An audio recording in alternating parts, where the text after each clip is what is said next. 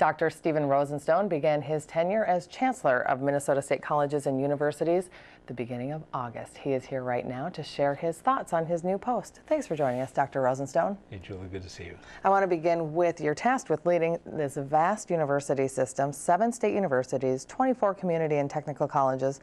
What's your vision? Well, most importantly, given this critical juncture in our own state, we need to be there to ensure that we're meeting Minnesota's workforce needs. We're part of the solution of how Minnesota is going to pull itself out of the last several years.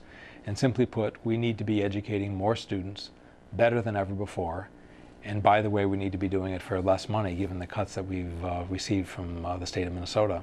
And we'll get into the money part in just a moment, but you did outline your priorities and your agenda recently. That top priority is strengthening the quality of education offered to students. Describe your thoughts on how to do this and maybe a timeline. Well, that's the core business of what we do in MnSCU, and that is to educate students for every sector of Minnesota life. And this has to be project number one. The students that emerge from our colleges and universities have to be incredibly creative, agile, ability to work with very complicated problems, to be familiar with technology, to work very comfortably across cultural barriers, and to be able to adjust to the kind of changes that they're going to experience over the course of their lifetimes as the nature of work changes in Minnesota. We're responsible for educating 430,000 students across the state.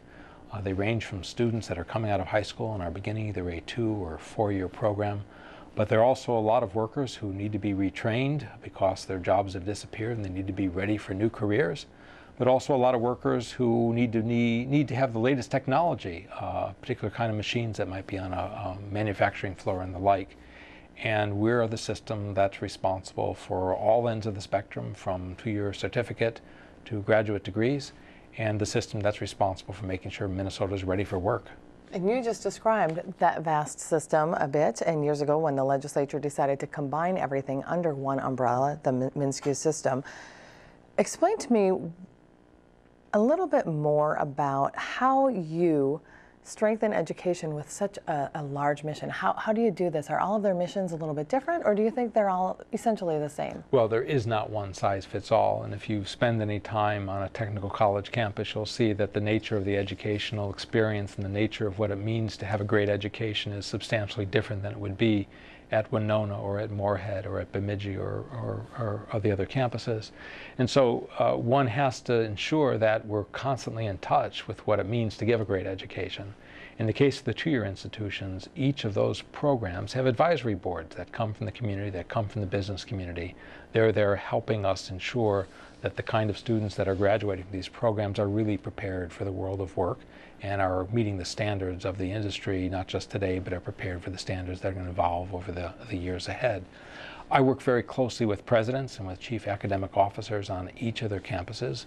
That's really the front line, if you will, for ensuring that we're delivering a really world-class education to every student.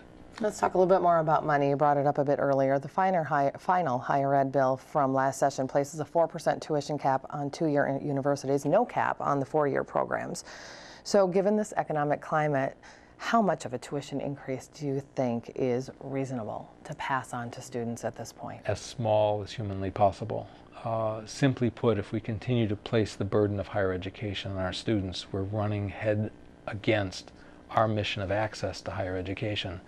You know, Julie, this is a time when the state needs more and more students to complete some post-secondary education.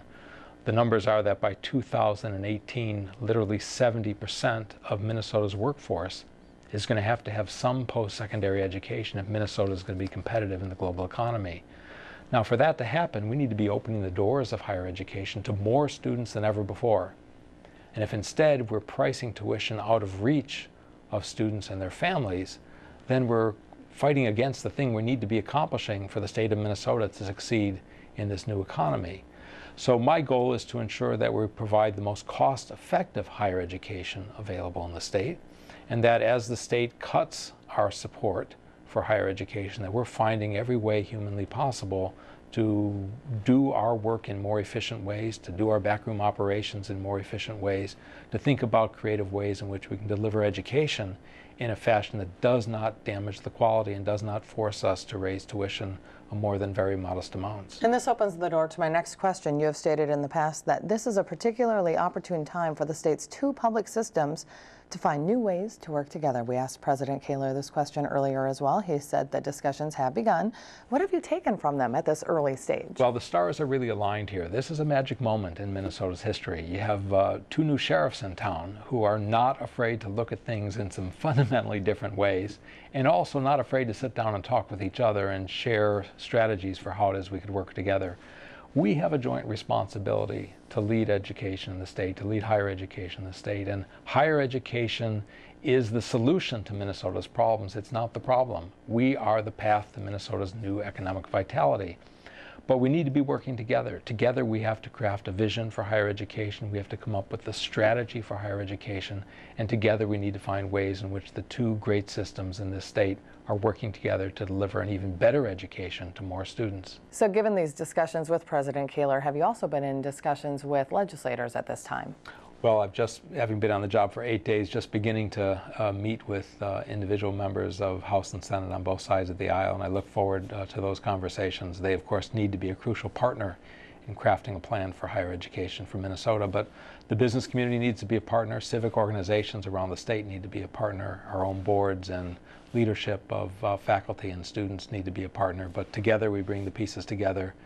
We can come up with a powerful strategy for Minnesota. About out of time, but Dr. Rosenstone, finally, what can MnSCU students expect under your leadership? A better education, a better price where we're going to keep it cost effective, great partnerships with communities around the state, and a continued access to commitment. We are still going to be and will always be the place of hope and opportunity, and we will have a place for every single student in Minnesota that seeks a higher education. With those words, thank you so much for joining us today. We certainly appreciate your time. Thank you, Julie.